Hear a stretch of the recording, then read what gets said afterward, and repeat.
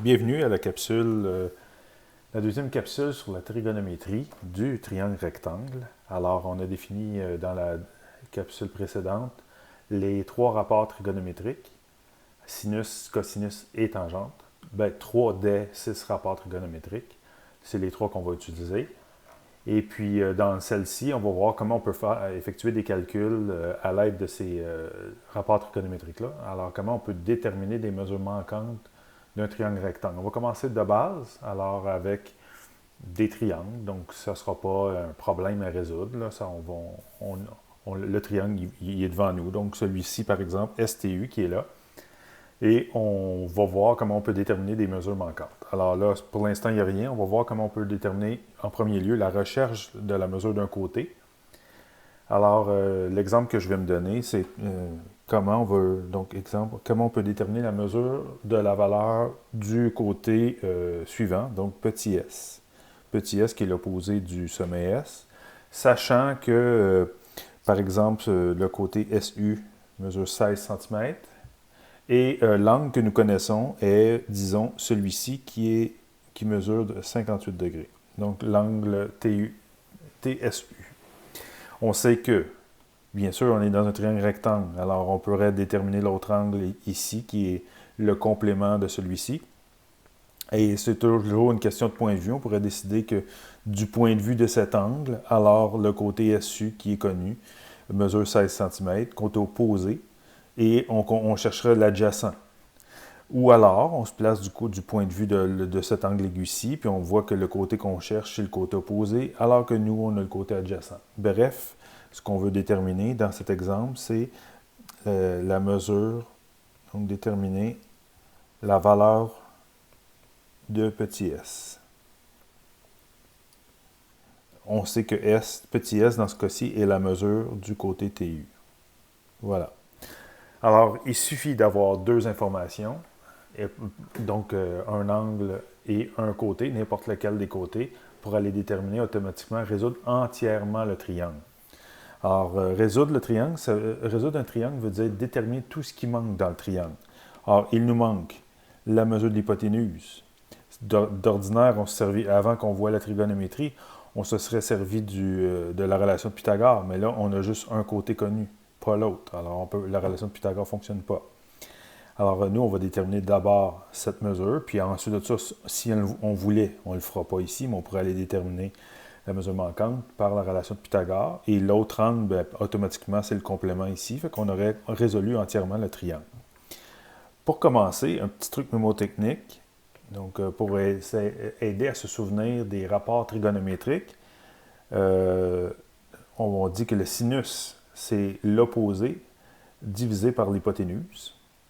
Le cosinus, c'est l'adjacent divisé par la mesure de l'hypoténuse.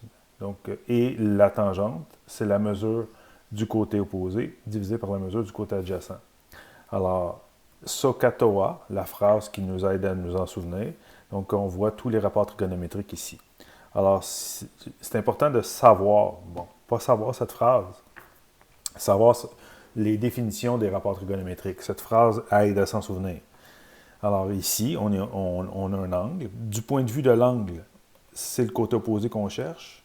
Et la seule donnée qui nous est fournie, c'est le côté adjacent à l'angle. Par conséquent, si on cherche opposé et adjacent, les deux, on tombe automatiquement sur le rapport tangente. Donc on pourra dire ici, dans ce cas-ci, si on veut résoudre le triangle, on va dire que la tangente de la mesure de... Là, je vais vous dire tout de suite, on va faire une entorse à nos règles habituelles pour simplifier l'écriture. On l'utilise souvent. Alors, la mesure d'un angle, c'est toujours donné par trois côtés. Sauf que lorsqu'on fait des rapports trigonométriques puis des calculs, ça devient un peu long. Alors, au lieu d'écrire comme ça, tangente de la mesure de l'angle TSU, on va souvent, par abus de langage, donc c'est une convention qu'on s'est donnée, de parler seulement du sommet lorsqu'il n'y a pas confusion. Ici, il n'y a pas de confusion possible. On a un seul angle TSU possible, un seul angle associé au sommet S. Ça serait, dès qu'il y a une confusion possible, il faut le nommer de la façon suivante. Alors, quand il n'y a pas de confusion possible, on pourrait juste dire que la mesure de l'angle TSU, on va l'appeler S tout simplement. Donc, on va dire la tangente de S. On va se comprendre dans ce cas-ci. Égale la mesure du côté opposé, TU, divisé par la mesure du côté adjacent, SU.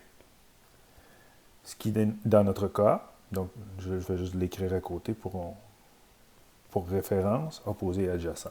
Ce qui, dans notre cas, nous donne finalement que la tangente de 58 degrés donne petit s sur 16 cm. Nous, on veut petit s, alors on va tout simplement l'isoler. Petit s va nous donner 16 cm multiplié par la tangente de 58 degrés. Et là, on se sert de notre calculatrice. Bon, pour les calculs, comment fonctionne la calculatrice par rapport à la trigonométrie. Alors, ce qu'on voit ici, on repère ici, donc le sinus, le cosinus et la tangente. Et en haut, on a sinus moins 1, cosinus moins 1 et tangente moins 1. On va en parler pour l'exemple prochain. Alors d'abord, nous, on a 16 fois la tangente de 58 à faire. Alors, on pourrait tout simplement, si notre calculatrice fonctionne dans le bon sens, sinon, je vous encourage premièrement à changer de calculatrice parce qu'aujourd'hui, on a des calculatrices beaucoup plus performantes et c'est moins mélangeant. Donc, si vous avez une calculatrice qu'il faut rentrer l'angle avant, 58, et ensuite faire la tangente, excusez, là j'ai fait 58 tangente. Donc, il y a certaines calculatrices qui fonctionnent dans ce sens-là. C'est pas cher une calculatrice aujourd'hui pour éviter de se mêler. Ceci dit, si vous ne vous mêlez pas, tant mieux, continuez comme ça. Là, on nous 16 fois la tangente de 58, 16 fois la tangente de 58 degrés. Alors, je dis degrés parce qu'on voit ici, juste en haut, un petit D noir. Alors, on voit en grisé à côté un R et un G. Là, c'est important que ça soit écrit comme ça. Ça peut être écrit DEG sur votre calculatrice, DEG pour degré. L'autre à côté, c'est radian. Donc, si jamais c'est écrit R ou rad en haut, c'est parce que vous n'êtes pas dans la bonne unité. C'est une unité qu'on verra l'année prochaine associée aux fonctions trigonométriques. Et le G, c'est grade. Ça non plus, ce n'est pas la bonne unité. C'est une unité qu'on sert en arpentage surtout. Alors, je vais un petit peu en parler l'an prochain. Alors, 16 fois la tangente de 58 degrés, et ça va nous donner 25,61, mettons qu'on arrondissait au centième, donc dépendamment où on arrondit. Qu'est-ce qu'on fait si on n'a pas de calculatrice? On faisait quoi? On faisait comment la trigonométrie avant d'avoir des calculatrices? On se servait de tables trigonométriques. Donc, voici table de rapport trigonométrique. Ça fonctionne comment? Alors, on a ça comme ça, on a l'angle et on a le sinus, le cosinus et la tangente qui sont calculés déjà. Tout ça a été calculé. Alors, nous, on a une tangente de 58 degrés à calculer. Alors, on va repérer le 58 degrés et on s'en va dans la colonne tangente, 1,6003. Fait qu'on ferait 16 fois 1,6003. Donc, encore une fois, c'est ça. Ça, c'est si on n'a pas de calculatrice scientifique. Donc, on ferait 16 fois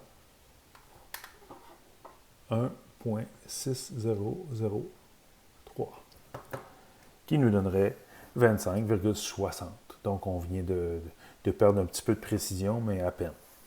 Donc, c'est avec des tables trigonométriques, avant que les calculatrices existent, qu'on a commencé à faire, à faire les calculs pour la mission Apollo, bien avant qu'on ait des grands calculateurs. Donc, il y a moyen de faire des grandes choses pareilles avec une table trigonométrique. Bien sûr, là, je vous le montre, c'est un peu vintage, là.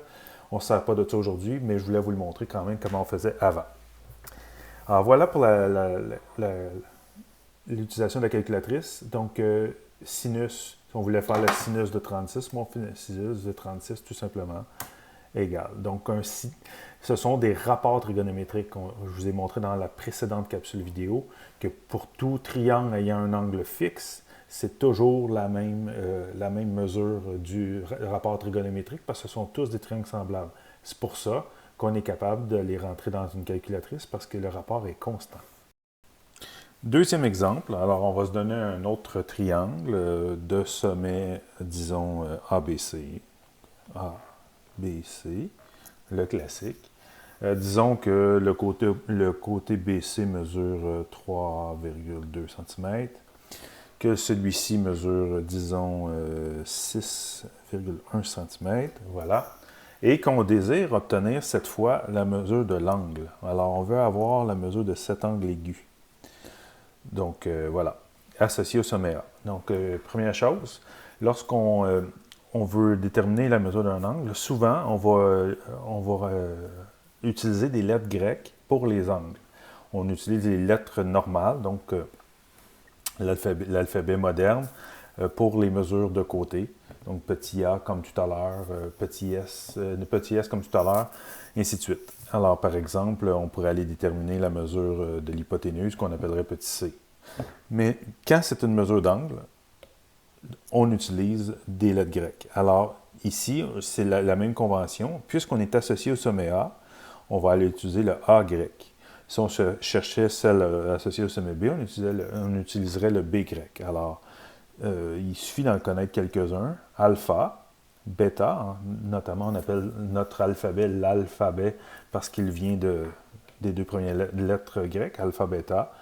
Gamma, qui est le C, delta, epsilon. Bon, en voici quelques-unes. Celle qu'on va utiliser très très souvent, c'est la lettre θ pour les angles.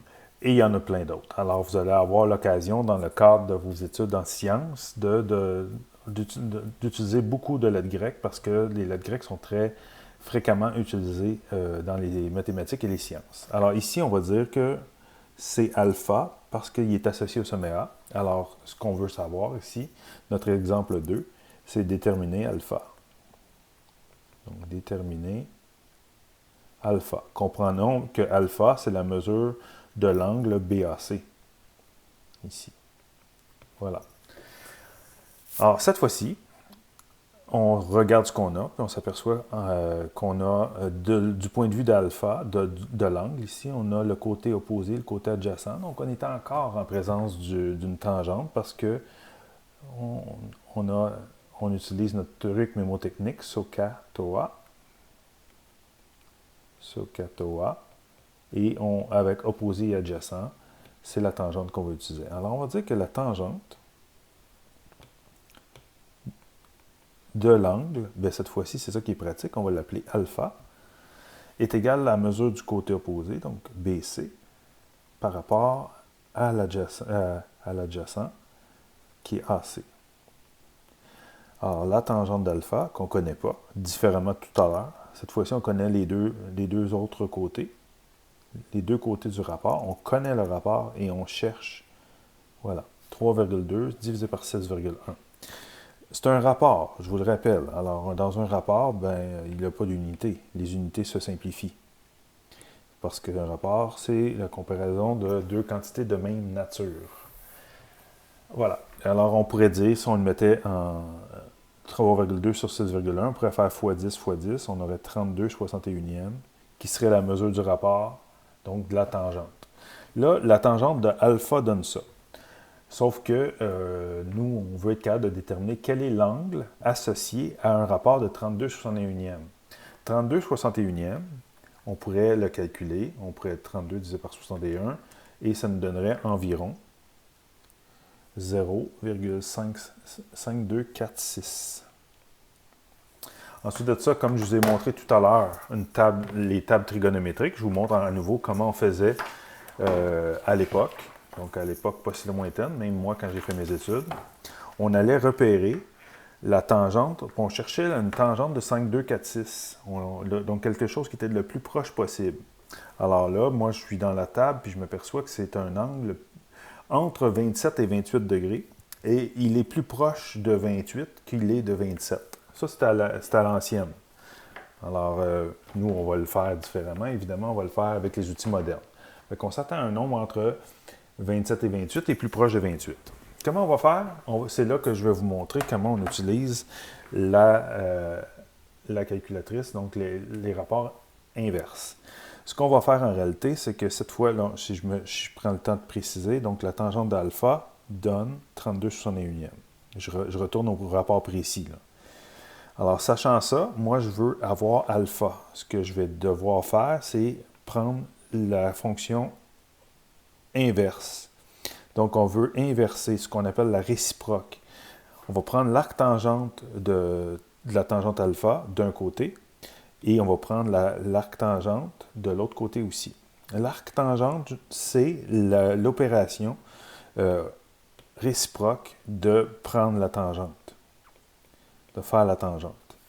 Alors, vous aurez l'occasion aussi l'année prochaine, lorsqu'on va étudier un peu plus à fond les fonctions trigonométriques, à comprendre pourquoi on l'appelle l'arc tangente. Ce nom-là a une origine qui a du sens.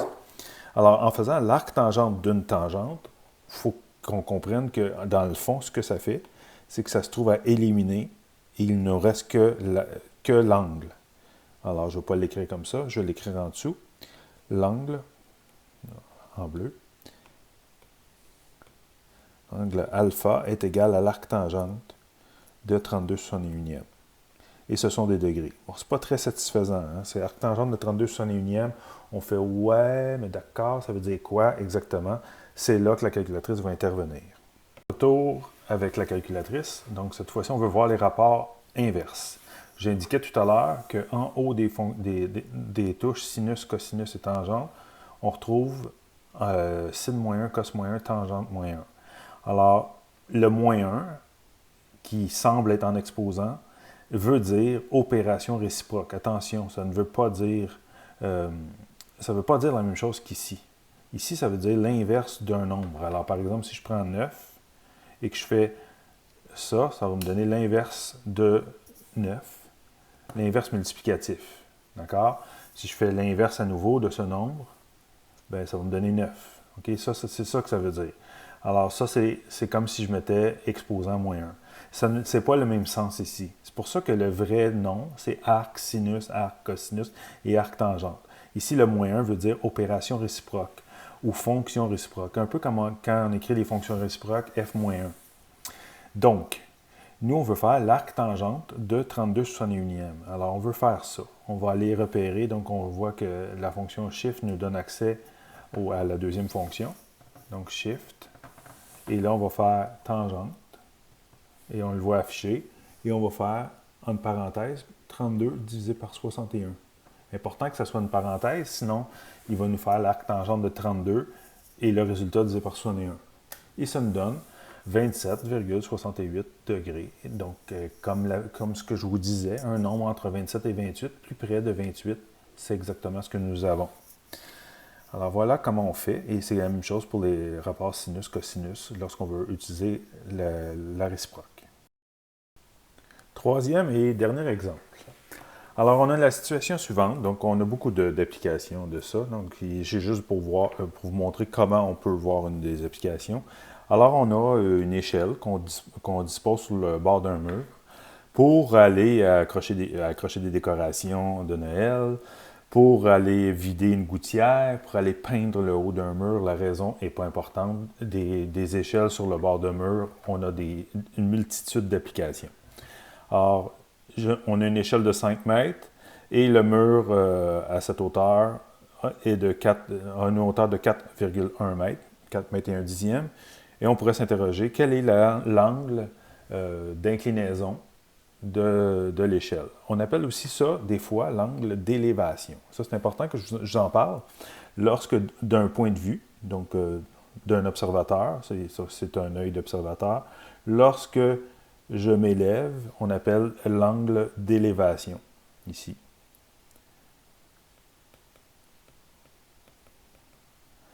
Élévation. Et si, à contrario, mon observateur, donc ça c'est l'horizon, doit regarder vers le bas, on appelle ça un angle de dépression. Alors, si jamais vous voyez ça dans les problèmes, c'est ça que ça veut dire. Dans notre cas, nous, on cherche θ, la mesure de l'angle. On n'a pas nommé de sommet, on pourrait le faire, mais ce n'est pas nécessaire. On va aller d'abord déterminer c'est quoi notre rapport trigonométrique en cause. Alors, tout comme d'habitude, SOHCAHTOA.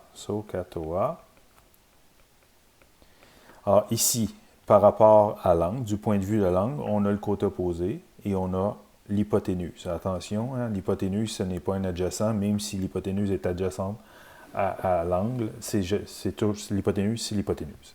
Alors, on est en présence de l'opposé et de l'hypoténuse, c'est-à-dire du sinus. Fait qu'on va aller définir, on va dire que le sinus de θ, l'angle que nous cherchons à calculer, est égal à l'opposé, donc la mesure de l'opposé 4 mètres 10, divisé par l'hypoténuse 5 mètres. Ce qui va nous donner que le sinus de θ égale 4,1 sur 5. Je pourrais le calculer, je pourrais dire que c'est 41 cinquantième. Peu importe, puisque de toute façon, mon intention, c'est de le calculer immédiatement à la calculatrice en utilisant la réciproque, c'est-à-dire l'arc sinus. Alors, je vais faire l'arc sinus de chaque côté.